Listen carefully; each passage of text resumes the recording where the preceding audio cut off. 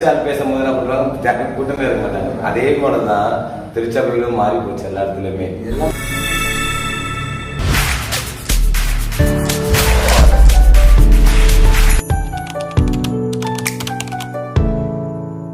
நீங்களும் மேஜிக் ஊழியெல்லாம் செய்கிறீங்க. அந்த ஊழியத்தின் வாயிலாக அநேக இடங்களுக்கு போயிருக்கீங்க. போய் பார்க்குறீங்க, ஜனங்களுடைய அந்த அணுகுமுறைகள், ஜனங்களுடைய பழக்க வழக்கங்களை பார்க்கும்போது உங்களுக்கு சில விஷயங்கள் பொதுமறையாக தெரிய வரும் இல்லையா? அதனால் ஊழியத்தினுடைய பார்வை ஜனங்க எதை விரும்புகிறாங்க, அதிகமாக எப்படிப்பட்ட ஊழியங்களை விரும்புகிறாங்க?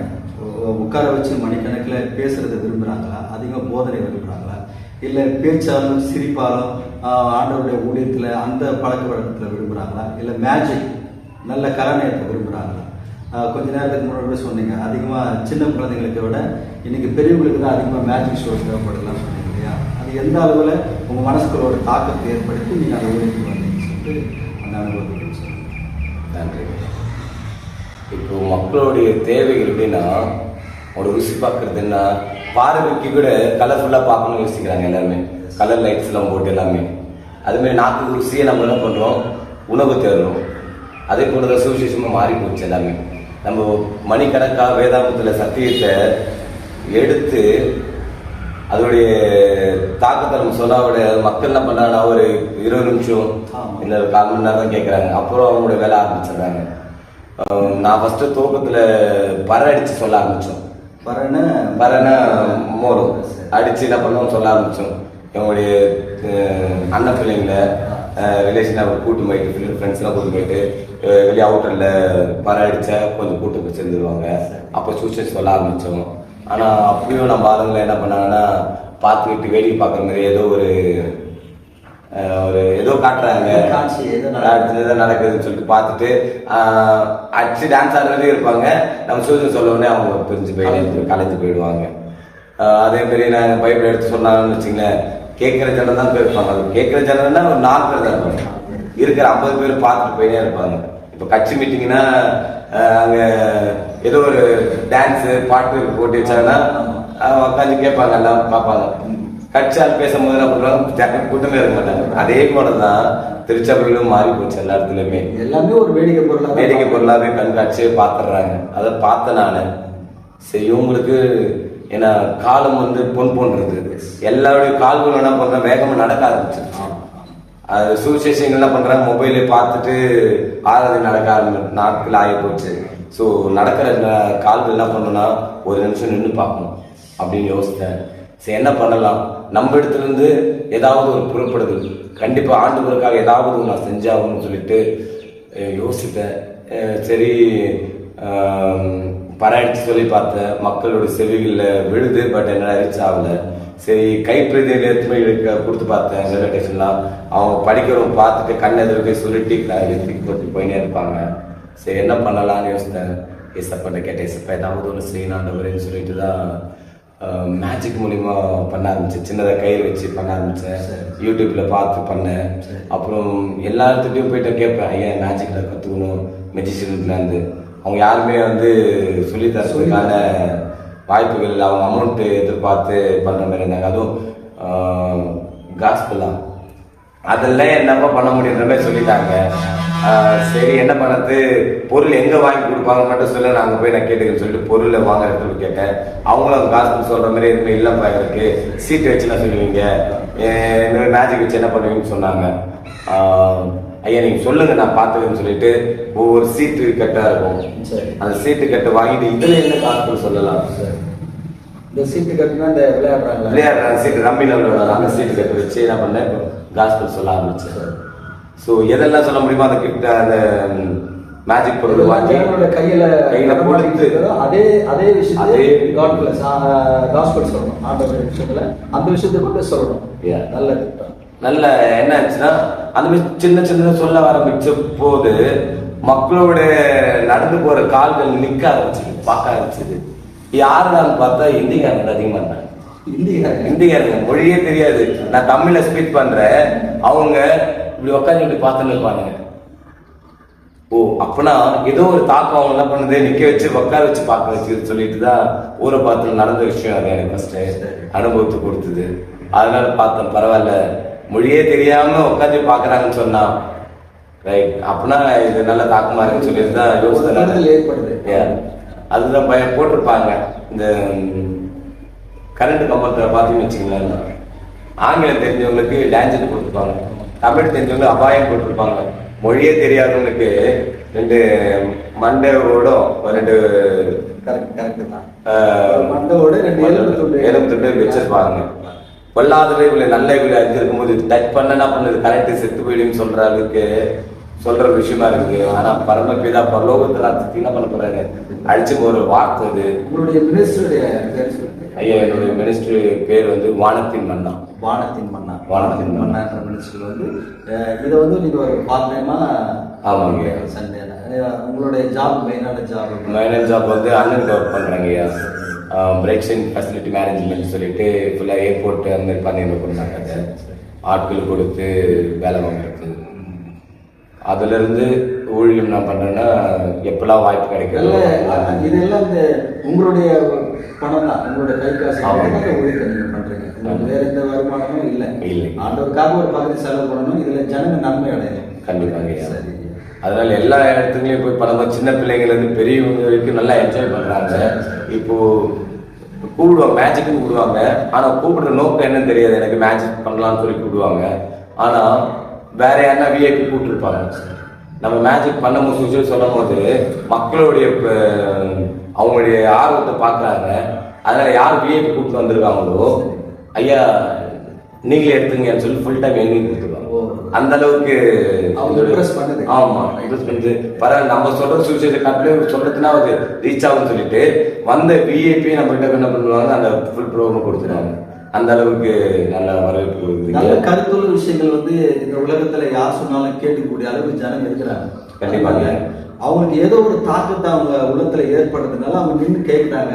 கண்டிப்பா ஜனங்களை அங்க அனுமதிச்சுக்கிறாங்க. நீங்க போய் பார்க்கலாம் அப்படின்னு அனுமதிச்சுக்கிறாங்க. இந்த உலகத்துல நீங்க பாக்குறோம் நிறைய தேவையில்லாத விஷயங்களை ஜனங்க மணிக்கணக்காக பார்த்து அது எந்த நன்மையும் அடையாம கெட்டு போகிறத பாக்குறோம். அதை காட்டிலும் ஒரு நல்ல கருத்துள்ள விஷயங்களை வந்து அந்த நாடகம் மூலமாகவோ பாட்டு மூலமாகவோ ஒரு பேச்சு மூலமாகவோ அதை கேட்கும்போது ஜனங்க விழிப்புணர்வு அடைகிறாங்க. கண்டிப்பா அங்க இருக்கிறவங்க சின்ன பிள்ளைங்களா இருந்தாலும் பெரிய வாலிபர் இருந்தாலும் அவங்க கூப்பிட்டு வச்சு நான் சுவிசேஷம் சொல்லும் போது கோரியோகிராஃபரோட சொல்லி ஆரம்பிச்சேன். ஒரு கதை பாத்திரத்தோட கூட ஏன்னா என்ன எடுக்கணும் அந்த பழைய காலத்துலயும் அவங்க கொண்டு போயிடு. என்ன சப்ஜெக்ட் எடுக்கிறீங்களோ அந்த சப்ஜெக்டோட அப்படியே அவங்க இன்வால்வ் ஆகிடுவேன் நான். ஏன்னா அவங்களும் இன்வால்வ் ஆகுறதுனால பரவாயில்ல நாமளும் ஒரு பங்கு இருக்குன்னு சொல்லிட்டு ஆர்வமா இருப்பாங்க. பிள்ளைங்களும் சரி பெரியவங்களும் சரி எந்த அளவுக்கு அவங்கள என்கரேஜ் பண்ணி பண்ணமோ அந்த அளவுக்கு பண்ணுவோங்க அதை. ஏன்னா இப்போ மொழியே தெரியாம ஆந்திராலாம் கூப்பிடுறாங்க நிறைய இடத்துல. எனக்கு அவங்க மொழியே தெரியாது. ஆனா டிரான்ஸ்லேஷன் பண்ணுவாங்க. பட் நிறைய வரவேற்பு நிறைய இடத்துல இருக்கு. மொழி பத்திலாம் உங்களுக்கு கவலை இல்லை? கவலையே இல்லைங்க. ஊழியம் வந்து எங்க கூப்பிட்டாலும் போகணும், எங்க கூப்பிட்டாலும் செய்யணும். கண்டிப்பாங்க. அங்க ஒரு ஆளை யாரையும் எல்லாம் சுவிசேஷிக்கு அறிவிக்கப்படாத இடங்கள்ல என்ன பண்ணணும், சுவிசேஷம் அறிவிக்கப்படணும்னு சொல்லிட்டு ரொம்ப விருப்பங்க எனக்கு. வேதத்தை நீங்க எப்படி நிறைய முறையா வேதத்தை கத்துக்கிட்டு வராங்க அப்படின்னு இருக்கிறாங்க. சில பேர் வேதத்தை வந்து முறையா கத்துக்கல. நான் வேதத்தை வந்து சபையில திருச்சபையில எனக்கு போதிச்சதுதான், திருச்சபையில எல்லாம் தான் நான் கத்துக்கிட்டேன், இதனால தெரிஞ்சுக்கிட்டேன் அப்படின்னு சொல்றவங்க நிறைய பேர். அது எதுலையும் தப்பு இல்லை, எல்லாமே நல்லதா இருக்கு. நீங்க எப்படி எந்த வழியில வேதத்தை இல்ல முறையா நீங்க வேத கல்லூரிக்கு போனீங்களா இல்ல இப்படிதான் உங்களுக்கு சபை மூலமா தான்? சபை மூலியமா தான் ஃபர்ஸ்ட் எங்களுக்கு ஆரம்பம். எல்லாருடைய தோக்கமும் சபையிலிருந்து தான் தோக்கமே. அது சபையிலேருந்து கற்றுக்கிற விஷயம் நிறைய இருந்தது. பட் என்னன்னா அப்புறமா வந்து நீங்கள் சிஎஸ்ஐயில் என்ன பண்ணாங்கன்னா பயிற்சி கொடுத்தாங்க. சிசுத்துவம் சொல்லிட்டு ஒரு பயிற்சி கொடுத்தாங்க லைசன்ஸில். மனவ சமோஷையை அவங்க பண்ணாருங்க. அதில் நிறைய நான் போயிட்டு அதை பயிற்சி கொடுத்தேன். இதனால இந்த ஊழியம் நீங்க செய்யறதுனால உங்க குடும்பத்துல எந்த ஒரு தடையும் கிடையாது. நீங்க வந்து ஊழியம் பண்ண போயிருக்கீங்க. இருக்கிற ஞாயிற்றுக்கிழமை ஒரு நாள்ல உலகத்தை ஜெயிக்கன்னு சொல்லிட்டு பரம்பரையிலே சொல்லிட்டாரு. இன்னைக்கு எல்லாமே அதுதான். மனைவி பிள்ளைகள் என்ன பண்ணுவாங்க, ஒரு ஞாயிற்றுக்கிழமை ஒரு நாள் அப்பா நம்ம கூட ஸ்டே பண்ணுவாரு, நல்லா ஜாலியா வெளியே கொண்டு போவோம், நல்லா சமைச்சு சாப்பிடணும், சந்தோஷமா இருக்கணும் இல்லையா? அதுல எல்லாரும் ஒரு சராசரி மனிதர்கள் தான். உங்க குடும்பத்துலயும் அப்படிப்பட்ட நிகழ்ச்சி இல்லையா? அப்படிப்பட்ட காரியங்கள் அதை நீங்க எப்படி பாக்குறீங்க, எப்படி சொல்லி சமாளிக்கிறீங்க? கண்டிப்பாங்க ஐயா. அது எல்லா வீட்டுக்கும் ஒரு முள் இருக்குது கண்டிப்பா. சரி. எல்லா வீட்லயும் யோபோட மனைவியும் எட்டி வெட்டி பார்ப்பாங்க. யோபோட மனைவி அப்படின்னு சொன்னாங்கன்னா நன்மை பெறும் போது சந்தோஷமா இருப்பாங்க. சரி. தீமை அனுபவிக்கும் போது அவன் என்ன பண்ணுவாங்கன்னா ஜீவனை விட்டுருவாங்க. செத்துருங்க, எதுக்கு இருக்கிறீங்க, தூசித்து விட்டுன்னு சொல்ல ஆரம்பிச்சிருவாங்க. அதே மாதிரி வாழ்க்கையில எல்லாரோட வாழ்க்கையில் நடக்கிறது அது. முக்கியமான நிகழ்வுகள் வரும்போதெல்லாம், கிறிஸ்துமஸ் வரும்போதெல்லாம், நியூ இயர் வரும்போதெல்லாம் சர்ச்சஸ் கூப்பிட ஆரம்பிச்சிருவாங்க. நம்ம இப்போ பிரயாசப்பட்டு போகணும் போது அப்போ வீட்டில் சண்டை தான் வரும். ஏன்னா வீட்டு சர்ச் பக்கத்தில் இருந்த பரவாயில்ல, எங்களோட சர்ச் தூரமாக இருக்குது, வண்டியில் ட்ராவல் தான் பண்ணி போய் ஆகணும். ஸோ எப்பயோ ஒரு டைம்ல இருக்கும்போது நீங்கள் இதுக்கும் போனீங்க அப்படின்னு சொல்லிட்டு வீட்டில் பிரச்சனைகள் இருக்கும். எங்களுக்கும் ஆசைகள் இருக்கும், வெளிகளோட ஃபேமிலியோட என்ன பண்ணணும் இருக்கணும்னு சொல்லிட்டு. இருந்தாலும் முதலாவது தேவனுடைய ராஜ்யத்துக்கு தேடணும். ஏன்னா ஒரு பாவை மனம் திறப்பு நிமித்து பரலோக ராஜ்யமே ரசிக்க என்ன பண்ணுறது மகிழ்ச்சி. அப்படி இருக்கும்போது கண்டிப்பா ஏதாவது செய்யணும்னு சொல்லிட்டு வீட்டுல முடிஞ்ச அளவுக்கு ஃபேமிலி கூட்டு போட்டு பார்ப்பேன். நான் ஊழியம் பண்ண போறதுக்கு சில இடங்கள்ல வீட்டுக்கு தான் வருவோம். இனி கூட பாத்தீங்கன்னா வீட்டுல விட்டுட்டு தான் வந்தேன். எனக்கு சின்ன 2 பிள்ளைங்க இருக்காங்க. ஒருத்தங்க வயசு 6 வயசு, இன்னொருத்தங்க 5 வயசு. அவங்க எனக்கு 1 year குழந்தை இல்லாம தான் இருந்தது. ஸோ கடவுள்கிட்ட கேட்டேன், ஆண்டவரே எனக்கு ஒரு ஆண் பிள்ளையை கொடுப்பேன், அது விதமாக ஆண்டவர் என்ன பண்றேன் ஆண்டவர்னு சொல்லிட்டு பொறுத்தவங்களோட கேட்டேன் நான் ஆண்டவர்கிட்ட. ஏன்னா பல இடங்கள்ல போயிட்டு நான் சோசியல் சொல்லும்போது ஐயா குழந்தை இல்லையா, எப்பயும் எங்க திருமணம் ஆச்சு கேட்க ஆரம்பிச்சிட்டாங்க. என்னுடைய தேடல் இருக்குதோ இல்லையோ அவங்களுடைய தேடுதல் அதிகமா இருந்தது எங்களுக்கு. சரி ரைட்டு, ஆண்டவர்கிட்ட கேட்டேன், சப்பா எனக்கு கொடுங்க ஆண்டவர், ஆனா ஆண் பிள்ளை மாதம் கொடுங்க ஆண்டவர்னு சொல்லிட்டு.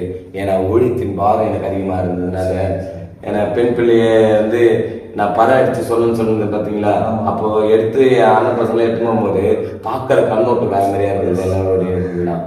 சரி ஆண் பிள்ளைங்க பிரச்சனை இல்லை, அடிச்சோட வாங்கிட்டு வந்தோட தொடக்கிறதுக்கு அப்ப நான் இருக்கிறேன், அதனால எனக்கு ஆண் பிள்ளை கொடுங்க. அதே மாதிரி கேட்ட மாதிரி ஆண்டவர் ஆண் பிள்ளையை கொடுத்தாருங்க. அதே போல 2வது டைமும் கேட்டேன், சப்பா எனக்கு 2வது ஆண் பிள்ளையை கொடுங்க. ஆனா கொடுக்கறது என்னன்னா எனக்கு ஒரே தேதியாக ஒரே மாசமா இருக்கும், ஒரே பிறந்த நாளா கொண்டாடணும் இதுல கேட்டேன். ஏன்னா என் ஆண்டவர் என்ன பண்ணாருன்னா விசுவாசம் தகப்பனவரு எனக்கு கேட்டது கொடுக்குறாரு. அதனால நான் தைரியம் பகிரமா கேட்டேன், எனக்கு கொடுங்க. அதப்ப என்ன பண்ண முடியும், என்னுடைய கேப் விட்டிங் 1 year அதை ஃபில் பண்ண முடியும். பகிரங்கமா சாட்சி சொல்ல முடியும். நானு என் ஆண்டவர் கேட்ட ஆண்டவரை கொடுத்தாரு. அதே போல கேட்டது மாத்தம் இல்லாதபடிக்கு இதே தேதி இதே மாசம் எனக்கு வேணும் ஆண்டவர், ஒரே பிறந்தனால 2 பிள்ளைங்க கொண்டாடணும். ஸோ அப்பதான் நான் பண்ண நான் பகிரமா இன்னும் நான் போற இடங்கள்ல சத்தியத்தை சொல்ல முடியாண்டவர்னு கேட்டும்போது சாத்தியம் இல்லாம தான் இருந்தது. 2வது ஃபர்ஸ்ட் பையனுக்கு பிறந்தநாள் கொண்டாடுறோம், எந்த ஒரு தெரியவே இல்லை. செப்டம்பர்ல பிறந்தாங்க. 2வது பிள்ளைக்கு அக்டோபருக்கு என்ன பண்ண, செப்டம்பர் அக்டோபர் நவம்பர்ல நாள் குறிச்சிருந்தாங்க, டேட் கொடுத்துருந்தாங்க. நானும் பார்த்தேன், காலைல இருந்து பார்த்தேன், எசப்பா வலி வலிக்குதான்னு சொல்லிட்டு வலி வரல. நாங்க சரி மதிய வரைக்கும் பார்த்தேன் இல்லை, சரி நான் வேலைக்கு கிளம்பி போயிட்டுனாங்க. வேலைக்கு போன உடனே 1 மணி நேரம் கொடுத்து ஃபோன் வருது, வலிக்குன்னு சொல்றாங்கன்னு சொல்லிட்டு தேங்க்ஸ் தான் அப்படின்னு சொல்லிட்டு கிளம்பி வீட்டுக்கு வந்தோம். வீட்டுக்கு வந்து ஹாஸ்பிட்டல் இருந்தாங்க. ஹாஸ்பிட்டல் டாக்டர் கேட்டாங்கன்னா இது சும்மா நார்மல் வலி தான், இது நீங்க ஒன்றும் கவலைப்படாதீங்க, நீங்க போங்க அப்படின்னு நினைச்சிட்டாங்க. எனக்கு ரொம்ப கஷ்டமாயிடுச்சு. ஹாஸ்பிட்டல் பின்னாடி போயிட்டு அடிச்சவங்க ஆண்டவரே, என்னுடைய சாத்தி பகிரங்கமா இருக்கணும் ஆண்டவரே, ஒரே தேதி ஒரே மாசம் சொல்ற அளவுக்கு என்ன பண்ணுவேன், பிள்ளைங்களுக்கு என்ன பண்ணுவாங்க சாட்சியை சொல்லி நான் பண்ணணும். அதை 2 பிள்ளைங்களும் இப்படி பண்ண போற ஆண்டவரேன்னு சொல்லி பல கனவுகளோடு ஆண்டவர்கிட்ட ப்ரே பண்ணேன். சரி கிளம்ப சொல்லிட்டாங்க. வீட்டில் பஸ் ஏறி நான் கிளம்பி பார்த்தும் போனோடனே திரும்பி ஃபோன் வருது. நாட்கள் உங்களுக்கு எத்தனையோ டாக்டர்ஸ் என்ன பண்ணாங்கன்னா அப்பாயின்மெண்ட் வச்சுருந்தாங்க. சரி, ஆனால் அன்னைக்கு பார்த்தீங்கன்னா ஃபர்ஸ்ட் ஆப்ரேஷன் இவங்க தான் பண்ண ஆரம்பித்தேன். சரி சரி. போகும்போது என்ன பண்ணாங்கன்னா ஒய்ஃபு யூனிஃபார்மோட இருந்தாங்க. அந்த ஆப்ரேஷன் தேட்டர் போகிறதுக்கு அப்படி செல்லு போட்டு சின்னாமத்தில் போயிட்டு வாங்கன்னு சொன்னோடனே எடுத்தாந்து என்ன பண்ணாங்க, குழந்தைய கொடுத்தாங்க. அது நீங்கள் சொன்னாங்க கேட்ட மாதிரி அதே தேதியில அதே மாசத்துல அப்படியே கொடுத்தாரு கத்தர். அதுதான் தேவருடைய பார்வையில எந்த ஒரு ஜபமும் கேட்கப்படாமல் போனது சரி கிடையாதுன்றது இப்படி இதெல்லாம் தான் ஒரு சாட்சி. இதுதான் ஆண்டவர் பார்க்கிறாரு. இவ்வளவு விசுவாசமா கேட்கிற யாவருக்கும் நான் கொடுக்கிற தேவன் அப்படி சொன்னேன். இப்படிப்பட்ட விசுவாசம் இந்த ஜனங்களுக்கு வரணும்ன்றதுனாலதான் இந்த நிகழ்ச்சியோடைய ஒரு நோக்கமே. ஏன்னா இன்னைக்கு அநேக ஊழியக்காரர்கள் நிறைய நிர்பந்தமான ஜபத்தினால தேவனை விடாதபடி இறுக்கி பிடித்து கொண்ட சூழ்நிலையில இது நடந்ததா நடக்கலையா என்ற ஒரு விஷயங்கள் அநேக ஜனங்களுக்கு தெரிவித்திருக்க ஒரு மீடியாக்கள் மூலமாக இது அவர்களுக்கு மத்தியில் கொண்டு போய் சேர்க்கிற போது அவர்களும் விசுவாச வாழ்க்கையை பெருக்கிக் கொள்வதற்கு ஒரு நல்ல உதாரணம். கர்த்தர் நிச்சயமாகவே அவர்களுடைய ஜபங்களை கர்த்தர் கேட்டார். இந்த ஜனங்களுக்கு இந்த நாட்கள்ல இந்த அருமையான செய்தி கொடுத்தவங்களை கூட தேவன் ஆசீர்வதிப்பாராக. நீங்கள் அடுத்து இந்த திருச்சபையில இந்த மேஜிக் ஷோ எப்படி நடக்கிறது என்பதை இன்னும் விரிவாக காண்பிக்க போறீங்க. அதை எல்லாத்தையும் பார்த்து கண்டுகளிக்க போறாங்க. God bless you. உங்களுடைய ஊழியங்கள் வளர இன்னும் நாங்கள் கர்த்தரிடத்தில் வேண்டிக் கொள்கிறோம். என்னுடைய சேனல் இந்த ஜபகீதங்கள் என்ற சேனல்ல அடிக்கடி பாடல்கள் போடுறோம், அடிக்கடி இப்படிப்பட்ட துடுப்புகளை போடுறோம், தேவ செய்திகளை போடுறோம். நீங்களும் கேட்டு கண்டுகளுக்கும்படியாக எங்களுக்காக வேண்டிக் கொள்ளும்படி ஜெபிக்கிறோம் பாஸ்டர். தேங்க்யூ.